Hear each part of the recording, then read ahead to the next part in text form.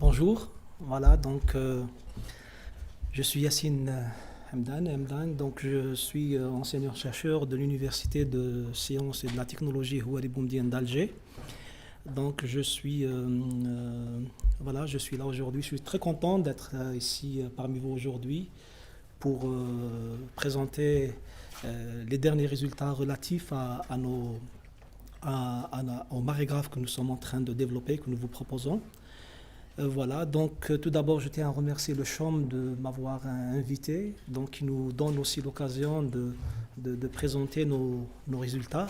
Donc, grand merci également à Séverine et à Nicolas qui ont insisté, qui ont vraiment été très gentils de m'avoir invité. Donc voilà, donc j'ai le plaisir de vous présenter donc deux systèmes de mesure du niveau de la mer. Donc voilà, donc je fais partie du laboratoire géo-environnement de l'USTHB. Donc le projet a été développé avec Météo Algérie.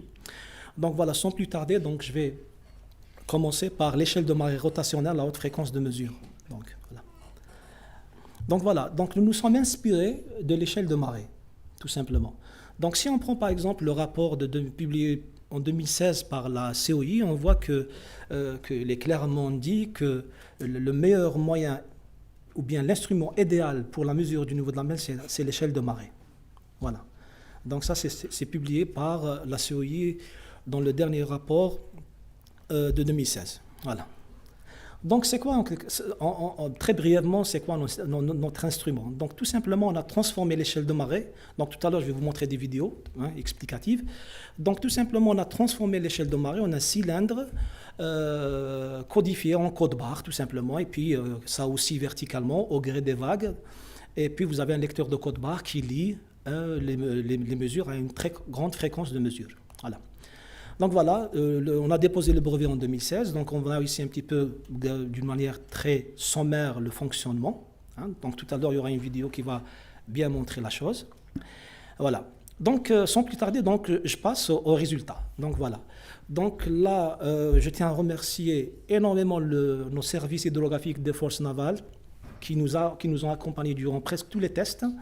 Donc voilà, ici par exemple, voilà, Alger est connu par ses sèches. Donc hier et avant-hier, on a parlé des sèches. Et ben voilà les sèches. Vous voyez ici les sèches. Donc voilà. Donc là, c'est un exemple de mesure du niveau de la mer mesuré à partir de notre appareil de mesure. Là, par exemple, vous avez 1h30 de mesure. C'est une très haute fréquence de mesure avec une FS, une fréquence de mesure de 6 Hz.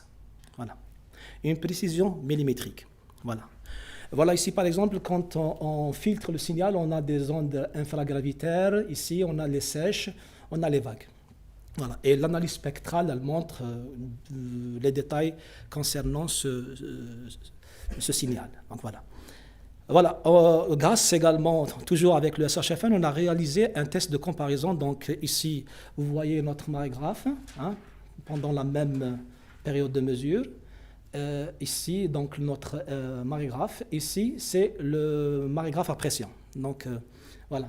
Donc, bien sûr, on ne peut pas comparer parce que ici, la fréquence de mesure elle est de 15 secondes, une mesure par 15 secondes, alors que le nôtre, il est à 5 Hz. Ça veut dire 5 mesures par seconde. Donc, voilà. Donc, qu'est-ce qu'on fait? Donc, on ne peut pas. Vous voyez, le signal, il est dense, il est détaillé. Donc, quand on filtre pour le ramener avec la même fréquence de mesure du capteur de pression, donc on a ça. Vous regardez. Donc on a ici le RTG, on a ici, voilà. Donc vous voyez clairement qu'il y a à titre de rappel, le marégraphe à pression est limite dans un pli de tranquillisation. On voit clairement que le RTG montre des signaux qui sont importants. Donc ça donne la réalité, quasiment la réalité de ce qui se passe en termes de haute fréquence. Voilà. Donc voilà. Nous avons, grâce à l'aimable aide de Artelia, donc ex-Sogrea, donc nous avons réalisé, nous avons confronté notre système de mesure à des vagues de 1 seconde de période. Donc c'est des très très hautes fréquences. Donc voilà notre système est là. Donc on l'a installé à Artelia. donc à Grenoble, dans un bassin d'expérimentation. Et voici le signal qui donne. Donc, ça, c'est un signal enregistré pendant 5 minutes. Vous voyez, donc, il a pu, vous voyez ici, les trains d'onde qui sont très clairement identifiés. Et quand on voit la comparaison entre notre RTG, notre marégraphe et la sonde capacitive d'Artelia, donc on voit clairement que voilà, tout ce qui a été identifié par la sonde capacitive, qui mesure à très haute fréquence de mesure, je pense que c'est 50 Hz. Nous ici, on l'a calé à 10 Hz. Voilà, donc vous voyez, c'est clair. Donc tous les trains d'onde de période d'1 seconde, ils ont été identifiés. Voilà. Voilà. Donc son installation, elle est facile. Donc ici, par exemple, on voit...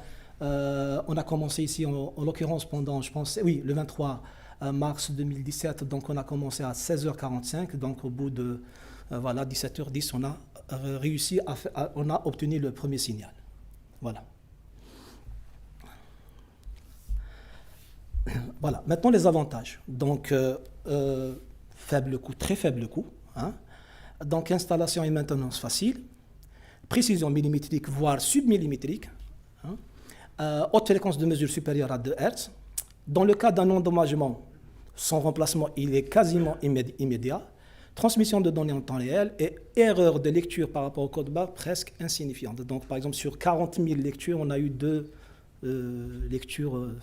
fausses lectures. Voilà. Maintenant, les inconvénients.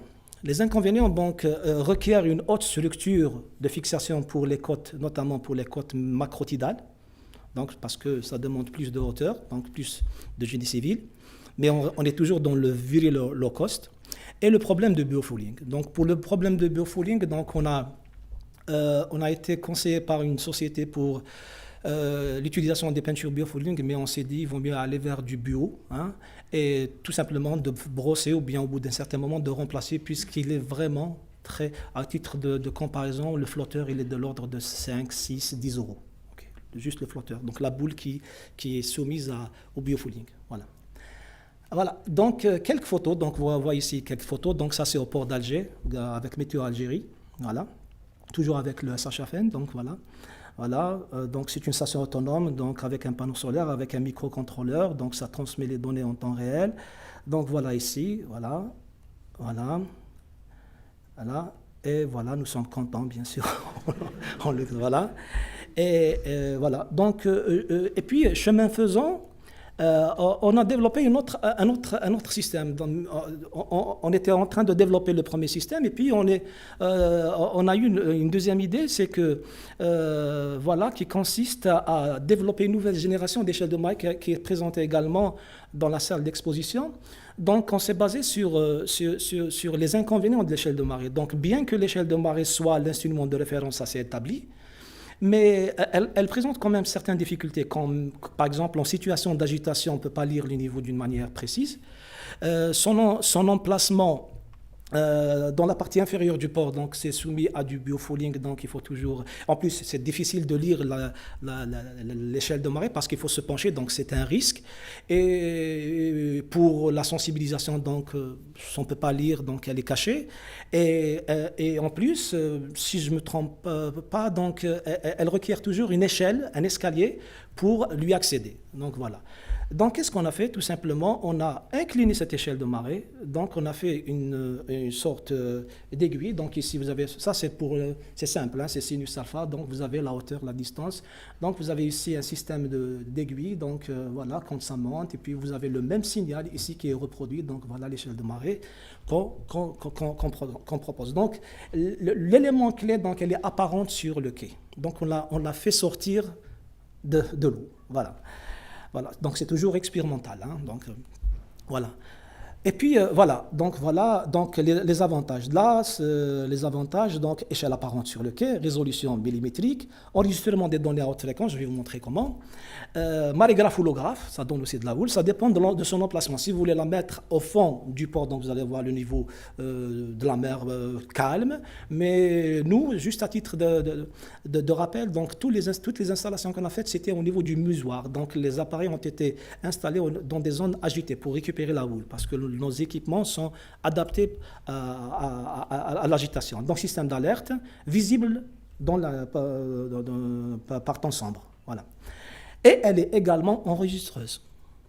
Voilà, donc c'est toujours, on n'a pas quitté les codes barres. Ici, vous avez un lecteur de codes barres qui lit dedans qui sont, des codes barres. Et vous avez ici, par exemple, 60 secondes de la tempête du 2 février. Donc c'est en pleine tempête, on a installé, puis vous voyez ici que grâce à cette échelle de marée, on a récupéré des ondes, des vagues de plus d'1 mètre de hauteur. Voilà, ça c'est grâce à cette échelle de marée. Voilà. Et puis, quand on était dans le technique, et puis quand on l'a installée, on a vu qu'elle a de l'allure, elle est belle. Une fois, elle est algérienne, bien sûr. Donc, quand on l'a installée sur le quai, donc on était surpris de voir les promeneurs venir. C'est quoi ça? Parce qu'elle est belle, hein, franchement. Non, mais sans exagérer, la forme circulaire, peut-être j'exagère un petit peu, mais voilà. Donc, et puis on s'est dit d'une pierre deux coups. Donc, qu'est-ce qu'on va mettre ici? On va mettre par exemple des messages de sensibilisation vert, rouge, hauteur par rapport au quai, OK. Et au lieu de dire par exemple quelle heure est-il, on va mettre ici quelle hauteur fait-il. Donc là, on va entrer vraiment dans la globalisation et dans la généralisation de la notion du niveau de la mer, et ça rentre dans la résilience aussi. Hein. Donc voilà. Voilà. Donc on a fait une comparaison ici, donc avec une sonde lumineuse. Donc vous avez ici les résultats. Donc voilà, ici, donc c'est presque, vous avez un sens identique. Donc le problème avec la sonde lumineuse, c'est qu'on ne sait pas à quel moment le contact a été fait, mais on voit ici, voilà, c'est nickel. Voilà. Donc voilà, donc juste pour remercier nos fournisseurs qui ont accompagné ce projet, parce qu'on travaille avec des normes. Par exemple ici pour les lecteurs de code barre, pour la génération des codes barres, c'est bien, il y a des normes. Aussi pour les PVC, donc on est accompagné par Tuboplast, c'est qui est le leader algérien dans les tubes, donc il a un laboratoire, donc ces tubes PVC sont produits en laboratoire. Et là, je serais content de vous montrer quelques vidéos. Par exemple, la première vidéo, s'il vous plaît. Voilà, c'est une animation qui montre un peu en tout cas, l'appareil est exposé là. Voilà, vous avez ici un système. Donc ici, c'est le tube PVC qui est perforé, donc il n'est pas présenté ici. Donc l'eau, quand elle monte, sauf si c'est pas agité, mais que c'est en agitation, vous allez avoir ici le cylindre codifié. Hein, et puis vous allez avoir ici des lectures, voilà, et ça lit, ça tourne parce qu'il y a des vagues, il y a le mouvement orbital, hein, il y a le mouvement orbital des vagues qui va être généré, donc quelle que soit sa position, il va lire, voilà. Et la deuxième vidéo, s'il vous plaît, la deuxième vidéo. Donc le test qu'on a réalisé à Artelia, on voit ici par exemple voilà, la sonde capacitive et notre équipement. Ça c'est Laurent, voilà. Laurent est là. Donc voilà. Donc, et je tiens juste à vous une dernière vidéo. Là c'est l'échelle de marée circulaire. Le premier test c'est avec un manche à balai. Voilà une submersion. Ouais. Et je vous remercie.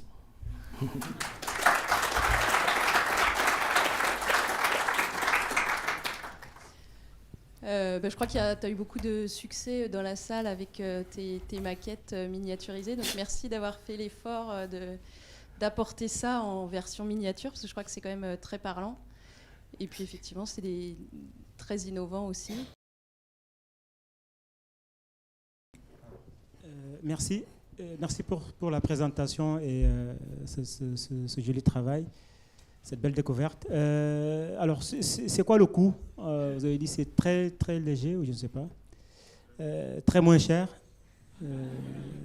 Oui.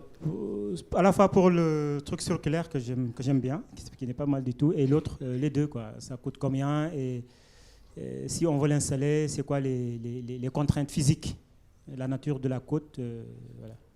Est-ce qu'il faut obligatoirement un port ou bien ça peut être installé ailleurs? Pour le coût, donc moi je suis le chercheur, l'inventeur, donc le déposant c'est l'Université de Laboratoire et BTO Algérie. Moi, si ça se tenait uniquement à moi, je le donnerais gratuitement. Voilà. Mais il faut gagner de l'argent.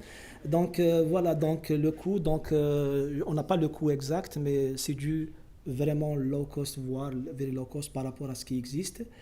Voilà,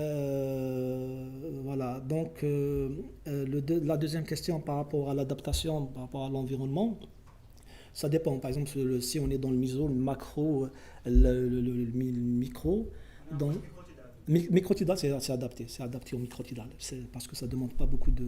Voilà. Voilà. Donc, je profite aussi pour lancer un appel pour d'éventuelles collaborations, si vous êtes intéressés. Voilà. Oui, bonjour. La partie optique, donc il y a le tube qui est sur code barre. Est-ce qu'il n'y a pas de condensation ou de système, enfin oui, de la condensation qui fait que ça peut gêner la lecture à ce niveau-là? Merci. Donc justement, on est accompagné par des spécialistes. Par exemple, Eurequat, c'est un des leaders dans cette technologie. Par exemple, on utilise des codes barres qui sont dans la norme IP64, etc. Donc, on est très regardant par rapport à ce point, à ce détail-là, parce que c'est des installations pérennes.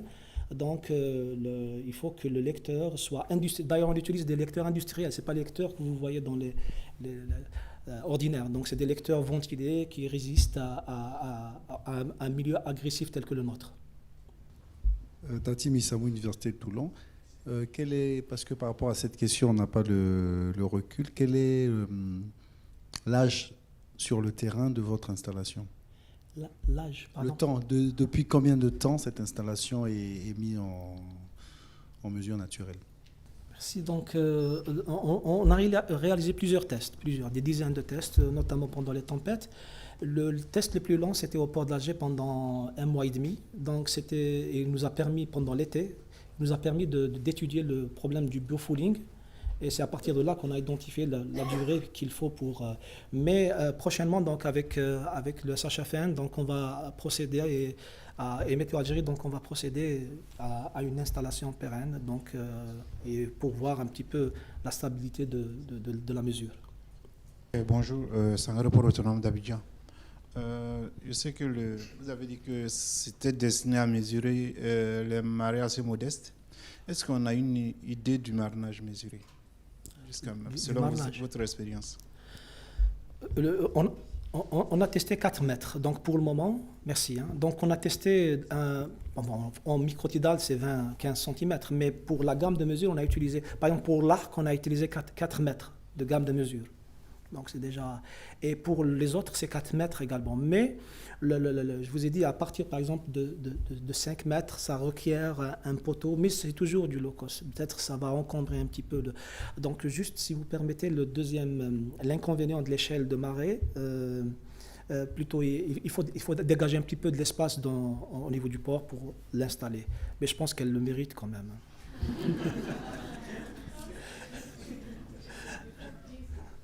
Yacine, une question. Du coup, sur le RTG, c'est le lecteur optique est fixe. Est fixe, oui. Et donc, sur l'échelle de marée, c'est le lecteur optique qui est installé au bout de ton manche à balai? Oui, c'est le... Bon, il est là-bas, donc au bout de l'aiguille, l'aiguille de la montre, donc, vous avez un lecteur qui lit à l'intérieur de l'arc, la partie interne. Il y a des codes barres qui sont imprimés qui lient, et nuit et jour, donc ça lit. Donc, vous avez donc un double objectif, donc vous avez la version visuelle, qui est déjà pas mal, je pense qu'elle peut rendre... Et puis vous avez la version... et qui enregistre. On a vu tout à l'heure l'exemple de 60 secondes, ce que ça a donné. Donc une vague, un train d'onde de 1 mètre.